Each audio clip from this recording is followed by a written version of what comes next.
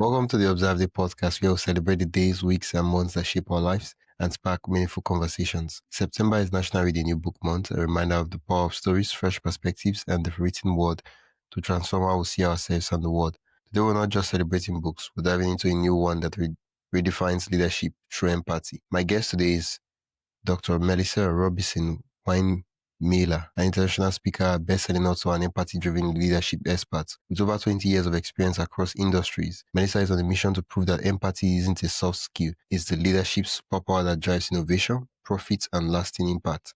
Her new book, The Empathic Leader, blends personal experience, research, and real-world application to show how emotional intelligence can reshape organizations in the age of AI and beyond. Welcome to the podcast, Melissa. Thank you so much for having me, Wisdom. I'm so excited to be here. Yeah. This month is about discovering new books.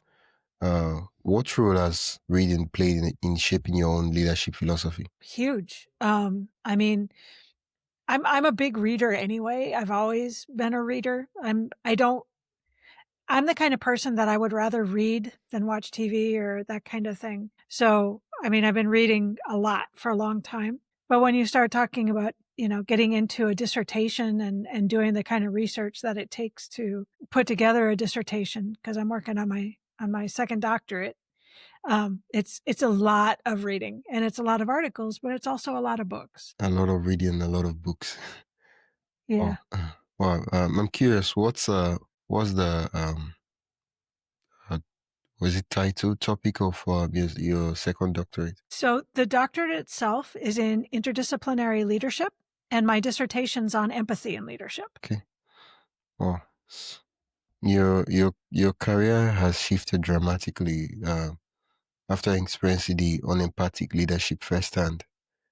And I'm curious, what's that experience? I was in a place, it was a university, I was a professor, that was so toxic that I was actually assaulted by one of my colleagues. And after that happened, I spent almost 7 years trying to work my way through the system to try and get someone to listen and understand what had happened. And it's not that these people were mean. They weren't, but they were caught in such a toxic, messed up system that they couldn't hear what I had to say. And I eventually had to leave my career altogether. I was a musician and I had to leave music pretty much completely because it really destroyed everything that I'd worked for. How did that personal story lead you to write The Empathic Leader? Well, after that is when I started trying to figure out what had happened and what I thought was missing.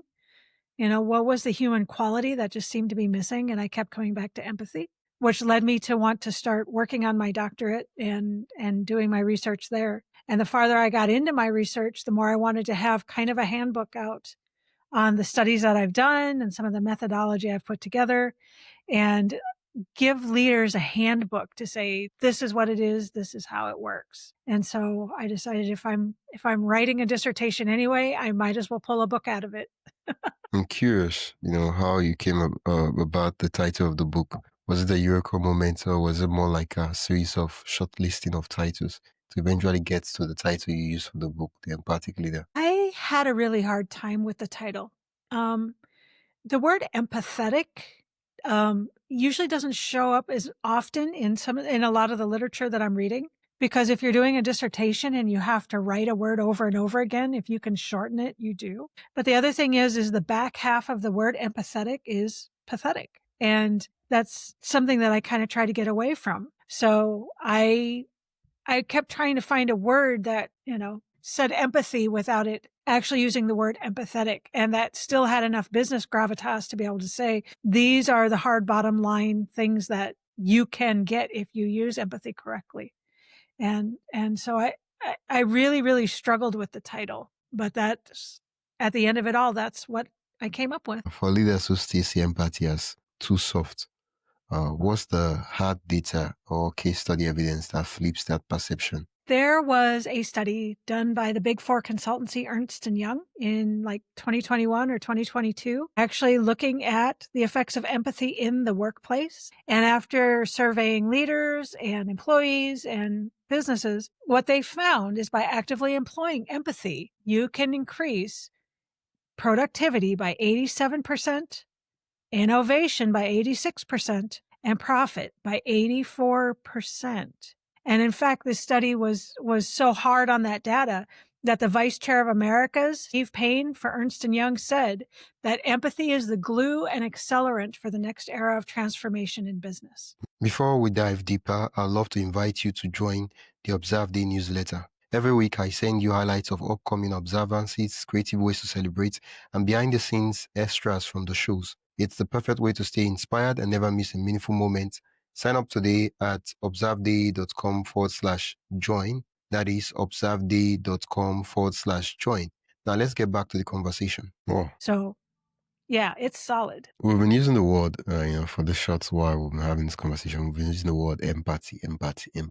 In concrete layman terms, what does that mean? Empathy is what allows us to understand and connect as human beings. A lot of times people have the misunderstanding that it means feeling, that I feel what you feel, and that's part of it. Yeah. But it's much bigger than that. It's about understanding and connecting. Understanding and connecting. Can you paint a scenario for me? So, for instance, if I'm talking to someone, a friend, right? Yeah. And I don't necessarily understand what they're feeling. Say they've just lost a grandparent, and I've never lost a grandparent. And, I don't really know what they're feeling. I still want to try and understand where they're coming from, even if I don't feel anything at all. I may not feel anything. But I want to at least begin to understand where they're coming from, why they feel the way they do, what brought them to that point, and through that understanding, start to connect as people. How are you doing? How is your day? Tell me more about it. So that's really what empathy is about. My favorite way of describing it is that empathy is what allows me to get out of my bubble and into yours. And that's really what it is. Yeah. One of the things about reading is that it helps us use perspective because it gives us the opportunity to see the perspective of the author. Right. In leadership, how does this empathy, this connection help us expand our perspective and influence our decision in a way that it's more considerate in tough moments? The thing is with empathy is just because you have it doesn't mean you don't have boundaries. So you will face those tough moments. You will have to have times that business has to get done. You have to give a hard evaluation. You may have to do layoffs. There could be a lot of things that happen, downsizing. But by facing it with empathy and understanding where the other person is coming from, it allows you to be able to face it with kindness, So when you think about the difference between nice and kind, nice is what we do to be appropriate in society. I'm nice. I have manners. We are able to work together, that sort of thing.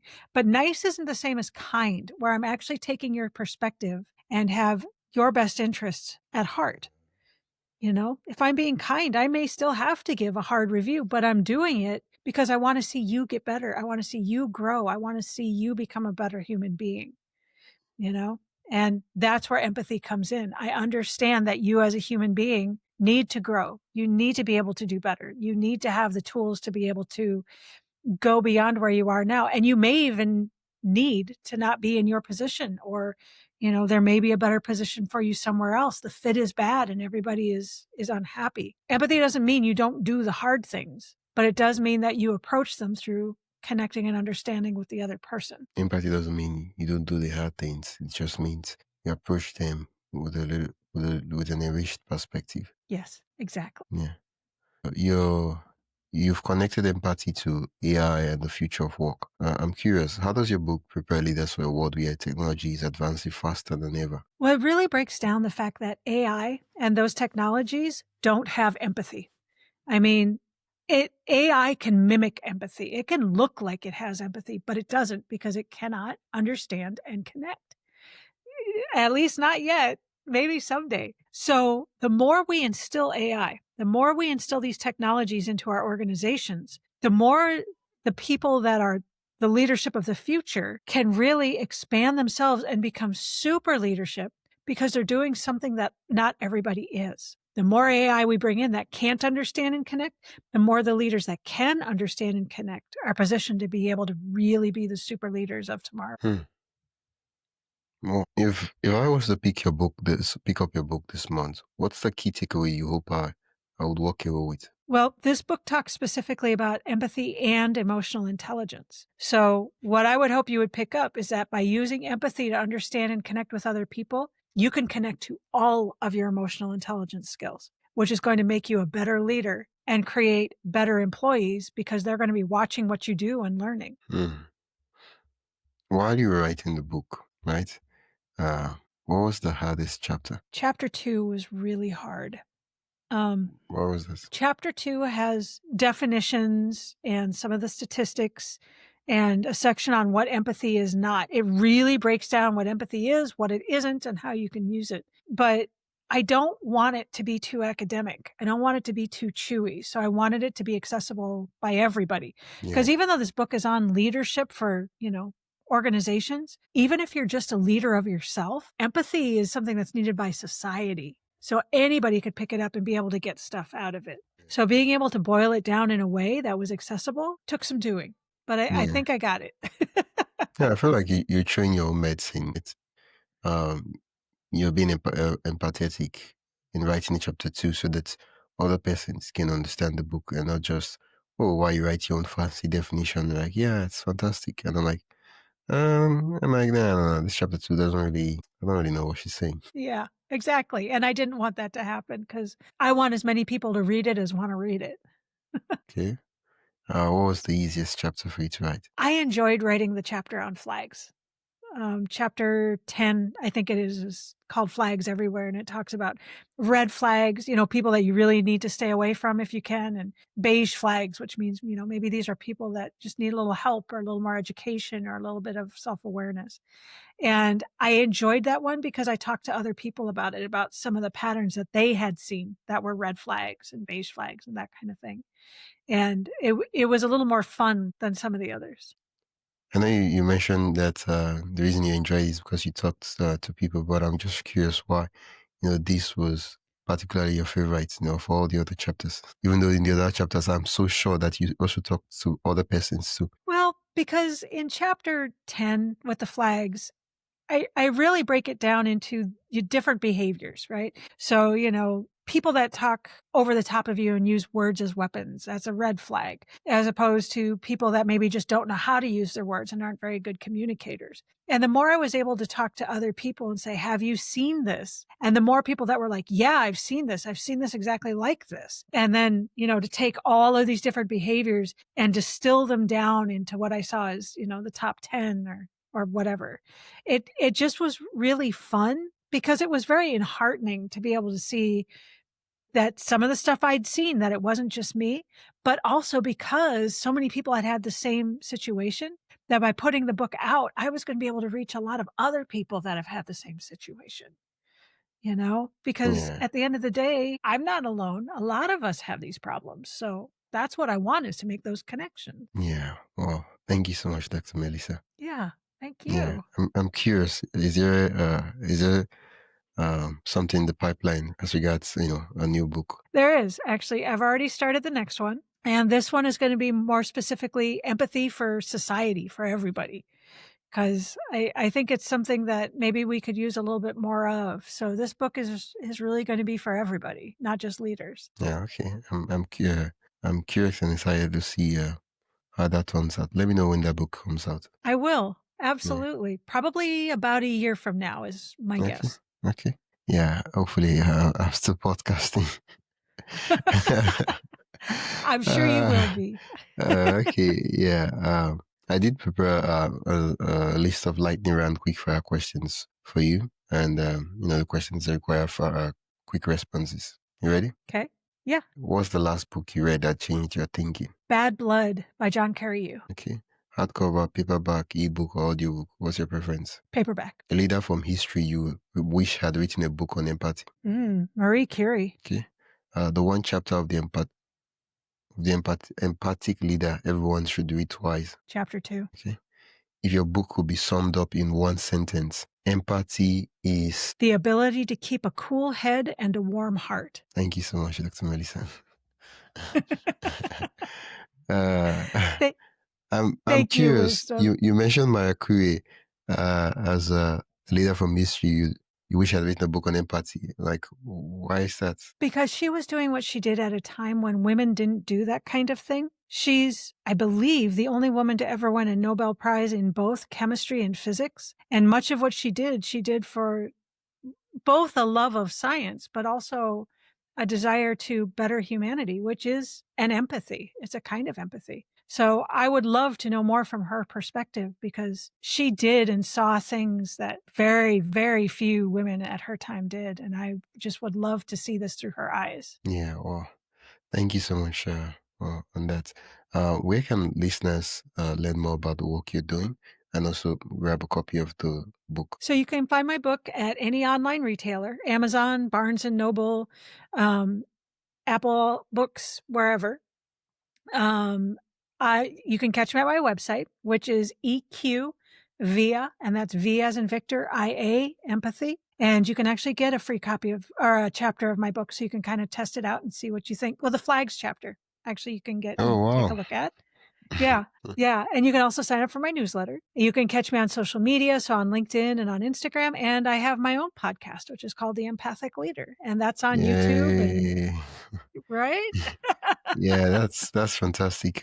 One of these days, I would love to interview you, and just talk about your podcast story on a different podcast, not this one. Wow. Absolutely. I would love that. Thank you so much for being on the podcast. I'll put the links you mentioned in the description so listeners can click and go directly to your site. It's been an absolute delight chatting with you. Well, thank you so much for being here. I've loved it. And I appreciate you having such an awesome conversation with me, Wisdom. Thank you. Yeah, that's it for today's episode of the Observe Day podcast. Thank you for spending your time with us as we explore today's observance. If you enjoyed this episode, be sure to subscribe wherever you listen to podcasts and share it with a friend who'd love to celebrate life's special days too. Don't forget to join the newsletter at observeday.com/join for more observance stories, tips, and updates. Until next time, keep finding meaning in every day.